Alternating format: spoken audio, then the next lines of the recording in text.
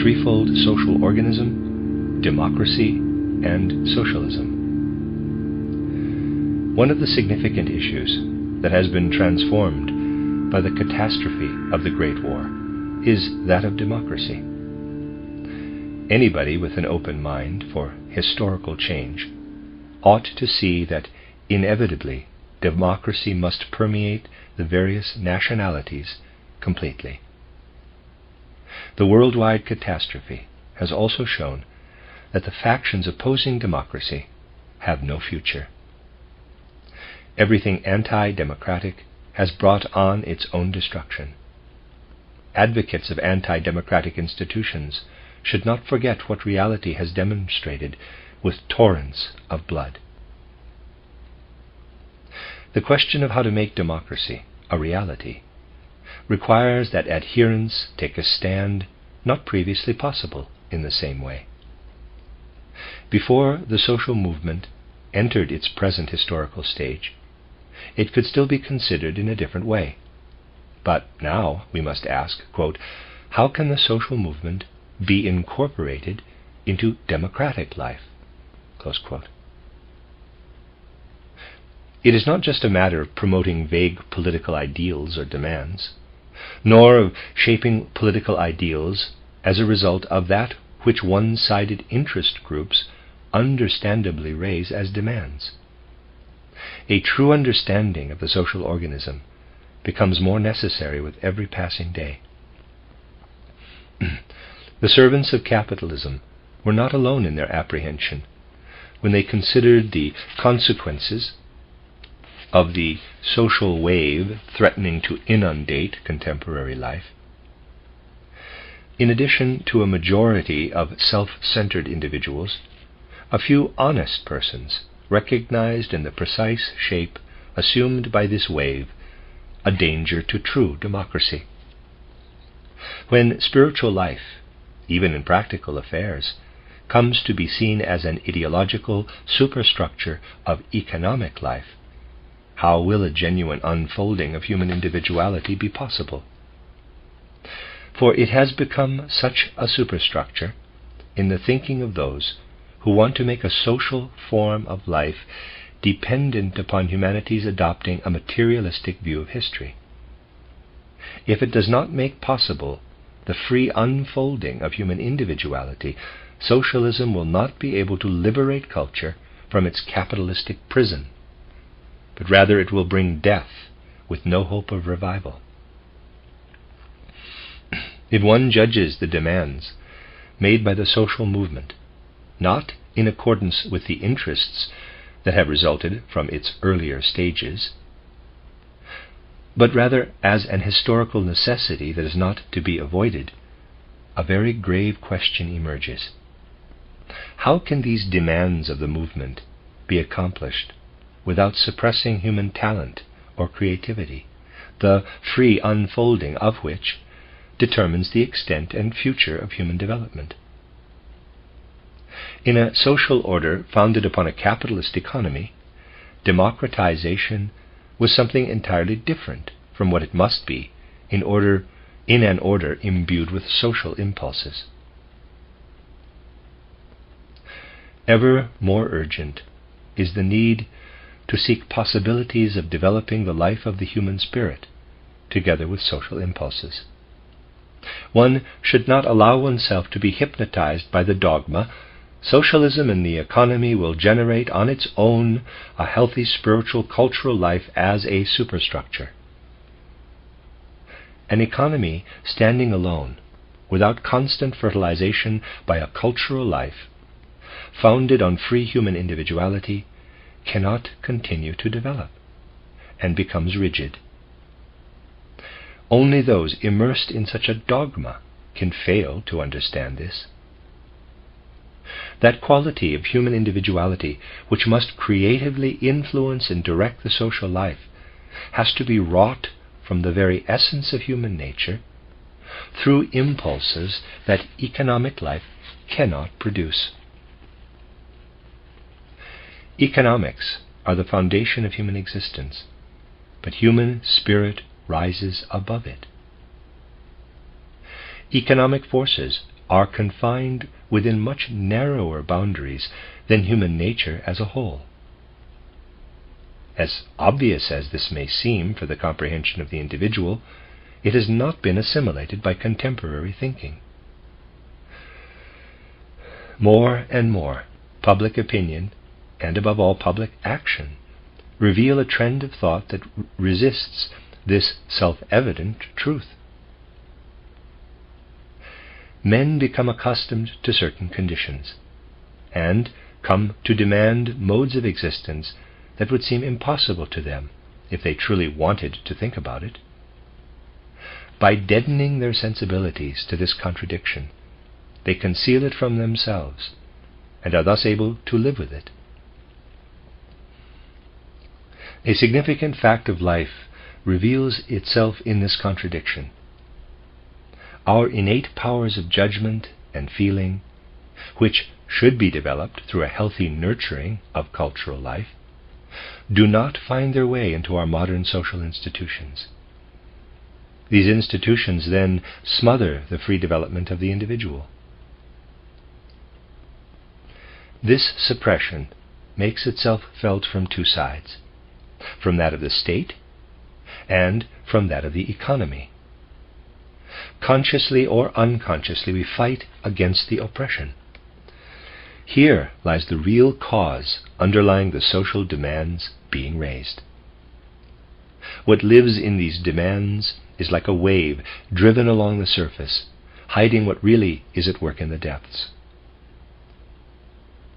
The rebellion against state oppression manifests itself in the aspiration of the people to true democracy. Their revolt against an oppressive economy finds expression in their endeavor to structure economic life in a truly social way. For that which has developed over the last 3 to 4 centuries, humanity demands democracy.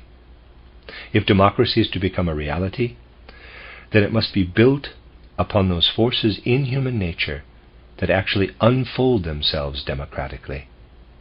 If nations would become democracies, then they must become institutions that permit human beings to bring into play that which governs relationships among all who have come of age. Every adult citizen must share equally in the regulatory process. Administration and representation must provide a climate in which a healthy consciousness of rights and responsibilities is allowed to unfold. Can such administration and representation also regulate the cultural life that must bring about the full development of individual human potential, if this development is not to wither and be thwarted to the detriment of social life? The premise for such a development is that it be tended in a milieu encouraging only such actions as have their source in the cultural life itself. Specific talent can be truly recognized and properly nurtured only by someone endowed with the same abilities. Emerging talent can be properly channeled only if a knowing guide acts from experience gained precisely in that realm of life into which he is to show the way.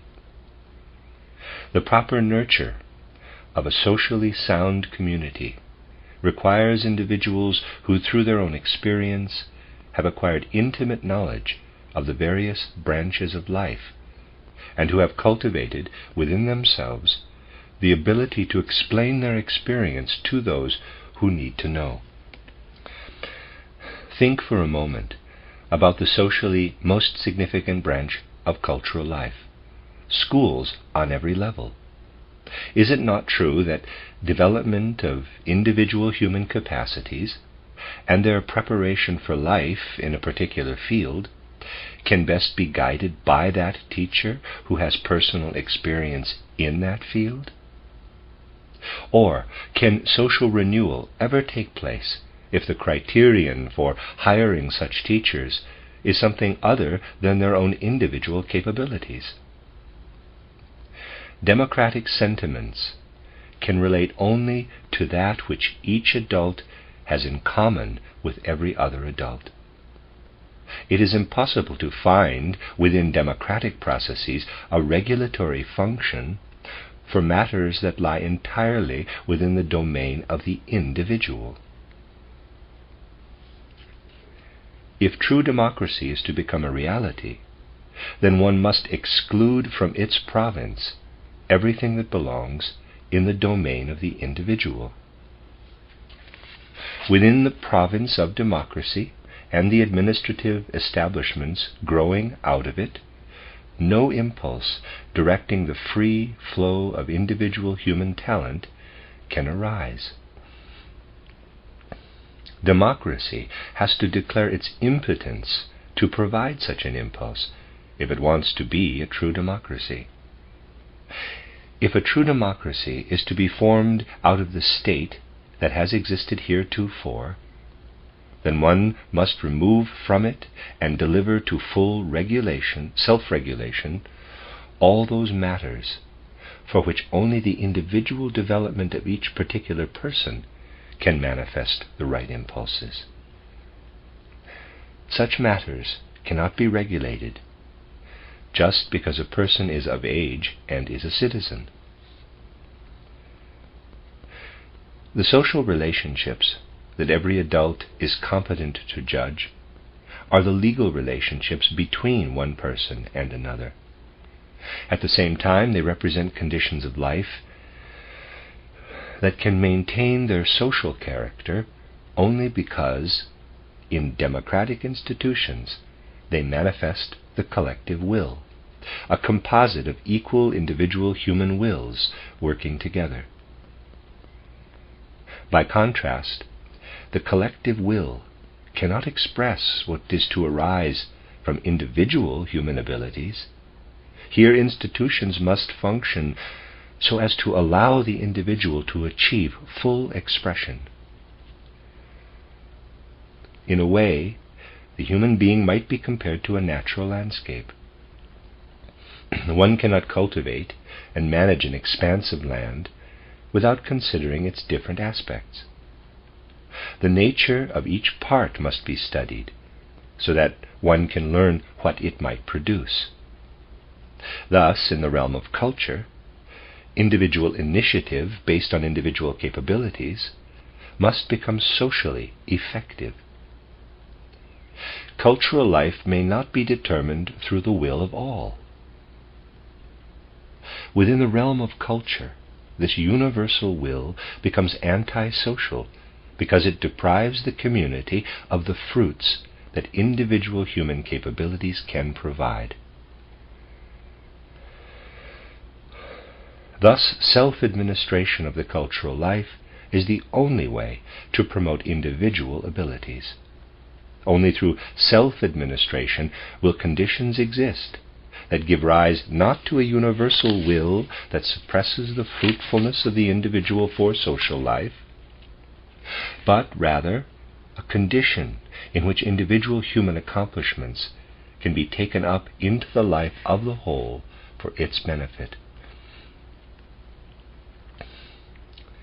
Certain criteria will be established from within such a self-governing spiritual cultural life, whereby the right people may be put into the right positions, and immediate vital trust can take the place of laws and regulations. Educators will not look to laws and regulations for their educational aims. Instead, they will become observers of life and seek to learn by listening to life what it is they have to inculcate. It will be possible within the cultural sphere to avail oneself of persons who through years of experience in practical life are well versed in the ways of law and economics. In the cultural sphere, they will in turn encounter people with whom they can, through lively intercourse, exchange and reshape their practical experience and bring it to educational fruition. On the other hand, administrators in the cultural sphere may occasionally feel the need to enter the arena of practical life in order to utilize and revitalize their own knowledge. If the structuring of the social organism is done in such a way that a self-governing cultural life can unfold within it, this will not destroy the vital unity of the organism. On the contrary, it will support and enhance it. Only the administration is articulated. In the life of the people, unity will be allowed to develop. One will no longer need to isolate oneself from life by encapsulating oneself within a rigid condition. A lively exchange can take place between the cultural organism and other branches of society. When tradition and public opinion is reshaped in the cultural life, the potential for vitality is far greater than in an inflexible system. The structuring of the social organism should in the future be based on real social facts, and these concrete forces should develop through self-regulation into something that is a source of a power that can leave us free. There should be no doubt that the economic and legal spheres can develop only when people are allowed to think and feel socially. Unbiased experience of present conditions should convince one that cultural life fused with the legal system cannot accomplish this. Anyone who has sound judgment and comprehends life in its fullness has difficulty being understood at present. He finds himself dealing with people whose souls do not resound with life experience in thinking and feeling. People whose educations in state-run schools have given them an abstract disposition, divorced from life. Those who believe they are the most practical show the least practicality. They have achieved a certain routine in the narrow channel in which they function. They call this their practical sense, and regard with arrogance anyone who has not tied himself to their routine, calling him impractical. But all the rest of their thinking, feeling, and willing is permeated with and ruled by abstractions inimical to life. Such personalities are made to flourish by state-governed education, which remains impervious to life experience.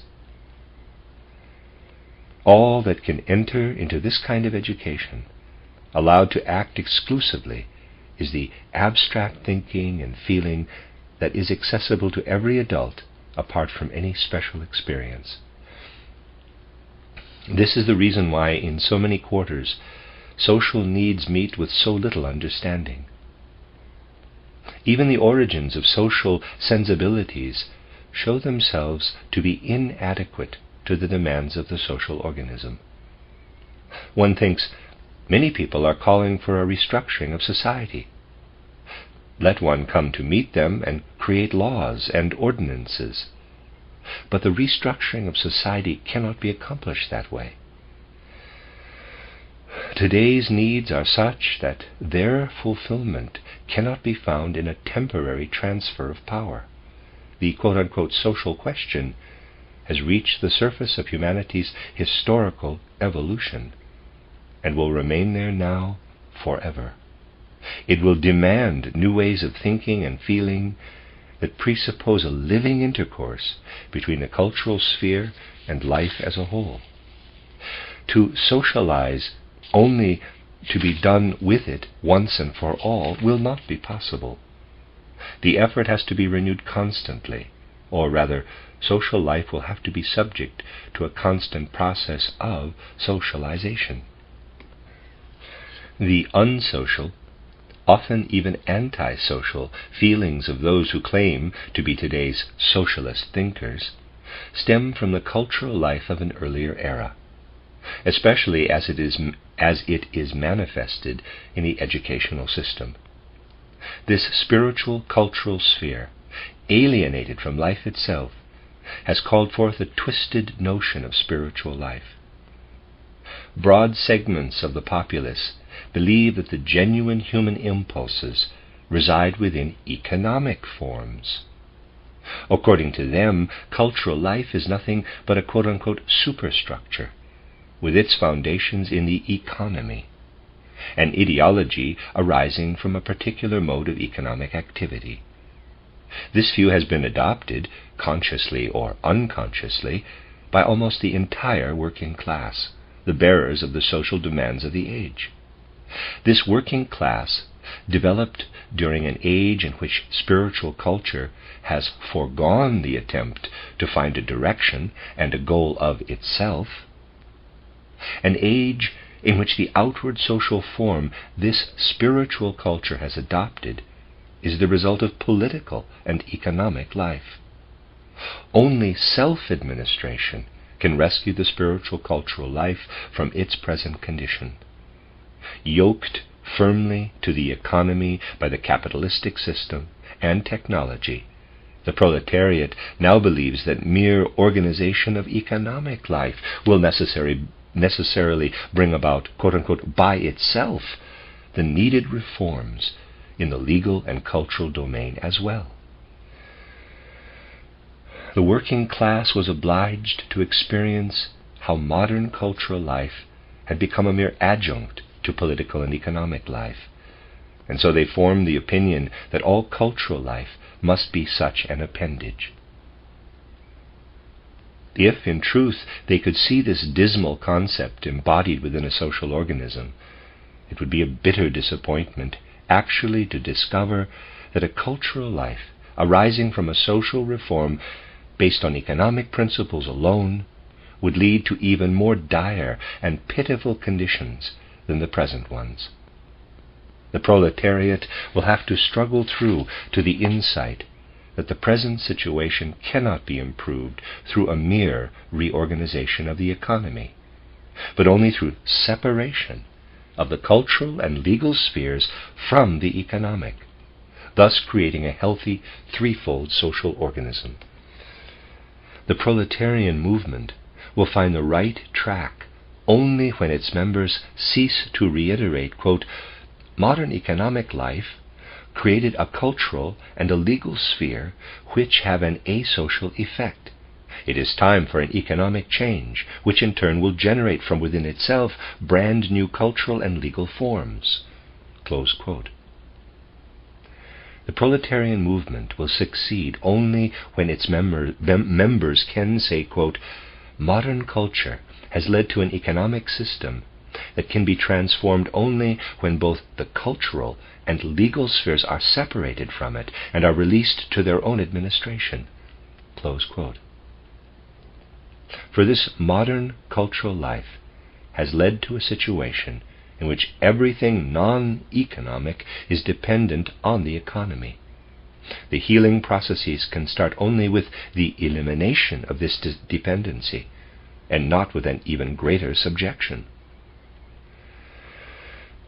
The fact that today's working class has been harnessed into the economic system has led to the notion that only economic reconstruction can cure the ailment. The day that sets the working class free from this superstition, the day that allows people to become aware of their own instincts and to recognize that cultural and legal life cannot function as an ideology born from the economic environment, the day the proletariat perceives that the calamity of the modern age lies precisely in the fact that such an ideology has emerged, that will be the day that brings the dawn awaited by many. An economy in which the state does not participate will be able to proceed from independent economic experience on the one hand, and the support of particular individuals and economic groups on the other. Economic experience cannot play itself out in the sphere where the rights due every adult should come to the fore, but rather only in the sphere of the self-governing economic body. Recognition given a person because of work in a special field of the economy cannot be expressed in the structure of the state. where only that which is valid for all persons equally prevails, but rather only in the effect this person exerts upon other branches of the economy. Persons who belong to the same branch of the economy will have to unite with each other. They will have to form associations with those from other economic sectors. Through a lively intercourse between such associations and cooperatives, the interests of producers and consumers will be able to organize themselves. In this way, economic impulses alone will be able to work within the economy. When blue-collar and white-collar workers meet with each other, they need only consider economic issues, because legal matters will be dealt with separately under the state's jurisdiction. The blue-collar worker can associate freely with the manager of the business, because only the division on economic principles of that which they have earned together will be allowed. There will be no economic compulsion resulting from the greater economic resources of the manager.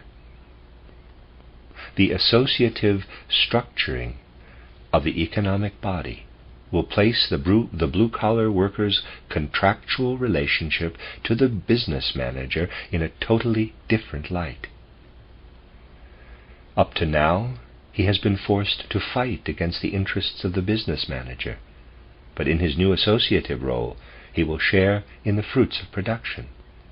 Through the heightened awareness he has gained as a consumer, he will cultivate and profit by, rather than oppose, the same interest in production as the manager.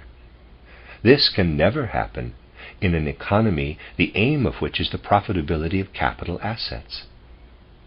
It can happen only in an economy that regulates the value of products on the basis of self-equilibrating processes of production and consumption within the social structure as a whole. A social partnership such as this is possible only if the interests of special professionals, consumers, and producers can find expression in various self-subsisting associations and can come to agreements within the economic body as a whole. The special interests of the individual branches of industry give rise to the individual associations. Determinations of economic value will arise out of the coalition of these associations, and in the central administrative body that will emerge from these economic interests. An individual business cannot be socialized. Socialization happens only when the production of economic value that a separate business contributes to the total economic life has no antisocial effect. As a result of such genuine socialization, the capitalist system will lose its harmful tendencies. In my book, The Threefold Social Order, I have described how capital must function within a healthy threefold organism. It should be clear by now that one cannot do away with capital, since capital is nothing other than the means of production working for the community. It is not capital itself that is harmful, but rather capital in private hands, especially if this private ownership is able to control the social structure of the economic body. But if society can be structured in the manner previously described, then capital can no longer have any antisocial influence. The beneficial social structure will always prevent the capital assets from being isolated from the management of the means of production. It will also put a stop to the attempts of those who strive only for capital assets, but shirk participation in the economic process. One could readily object that others who do participate would gain nothing should the earning of non-participants be quote-unquote divided up. The objection has some validity, and yet it disguises the truth, for its validity has no significance for the structuring of the social organism. The harmfulness of the non-working recipient of dividends is not that to a small degree they diminish the working man's earnings, but that the sheer possibility of someone being able to have income without working for it lends an anti-social aspect to the whole economic body. The economic body that blocks the possibility to derive income from dividends differs from the one that cannot block it, just as human organisms too differ. The one is healthy and impervious in all areas to the invasion of a tumor. The other, through the accumulation of unhealthy elements, is beset by a tumorous growth. A healthy social organism requires, however, that certain measures, unacceptable to contemporary economic prejudices, growing out of the aforementioned associations, be instituted. In a healthy social organism, capital goods and other means of production will have a one-time cost at the time of delivery. The producer will then be able to manage them, but only for as long as he can contribute to production by his management. The business will then have to be transferred to another, not by sale, nor by inheritance, but rather as a free gift to the one best able to manage it. It will have no sale value, and thus no value in the hands of an heir who does not work. Capital with independent economic power will work in the establishment of the means of production. It will dissolve itself instantly when the creation of the means of production is finished. Now, however, capital consists mostly of such, quote, already established means of production, close quote. The socially correct value of a piece of goods can only be determined by comparison with other goods. Its value must equal the value of all other goods needed by the producer to fulfill his own requirements, until the time when he can again produce a similar piece of goods. This he must do while considering all those requirements necessary in the interest of other people. Herein must be included, for instance, the needs of his children, and what he must contribute for the support of persons incapable of working, etc. The institutions and provisions of a healthy economy must act in an intermediary capacity to guarantee the value of such goods. These institutions can only be created through a network of corporations that regulate production by considering consumption. The justification for these requirements is not the issue. The issue is the mediation between consumption and production based on economic experience and real economic relationships. If felt needs arise that cannot be borne by the economy as a whole, these needs will find no counter or reciprocal value in the goods produced by the person who feels those needs. An economy can be regulated in this way only when its development is based on mutually supporting measures taken by individual corporations. These measures must stem from expertise and concrete facts. Any incursion of democratic principles would necessarily have a detrimental effect upon the development of expert knowledge. Similarly, economic interests would have a detrimental effect upon everything that should emerge under the influence of democracy. The health of the social organism depends upon its articulation into three independent spheres: a spiritual cultural sphere, a legal or rights sphere, and an economic sphere. Far from dividing people into three social strata, the articulation will allow them to participate in all three spheres according to their interests as whole human beings. The separation will be such that in the cultural or legal spheres, for instance, no decision can be made concerning problems arising within the economy. In the unitary state, where the three systems are intertwined, an economic group will have the power to legalize its interests and declare them public rights. In the threefold organism, this can never happen, because economic interests can play themselves out only within the economic cycle, and there will be no possibility of overflow into the legal sphere. The greatest possible guarantee that one sphere of the threefold organism cannot be violated by another lies in their union, effected by the total corporate body consisting of the delegates of the three central administrations and agencies.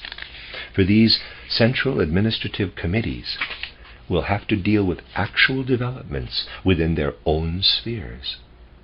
They will not arrive at a situation where, for instance, the rights sphere or the cultural sphere would be impinged upon by the economic, because this would place them in opposition to the developments taking place in their several spheres. Should, however, the influence of one department over another become necessary, the factual basis for such influence can lie only in the sphere of corporate interest and not in the individual group's interest. No one should cherish the illusion that any social institution could ever create an ideal situation. What can be attained, however, is a viable, healthy social organism. Anything beyond that must be found through something other than social development. It is not the task of this articulation to guarantee happiness, but rather to find the living conditions needed by a healthy social organism. Within it, however, men must be able to seek what they need to lead a dignified human existence. Nor does the healthy physical organism create from within itself that culture which the soul alone can unfold from its own depths. But a diseased organism prevents the soul from doing so. Thus, a healthy social organism can only provide the prerequisites necessary for all that human beings must nurture and develop through their own capabilities and needs.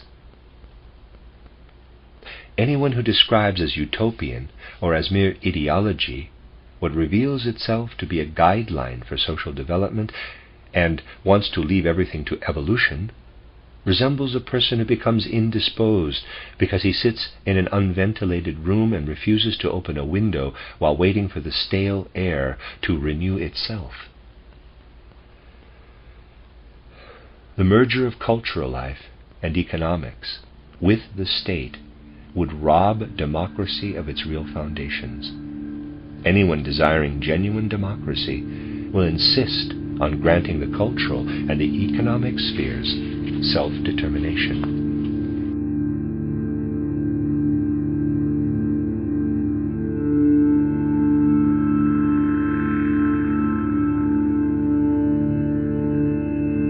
Please consider supporting the creators. Thank you.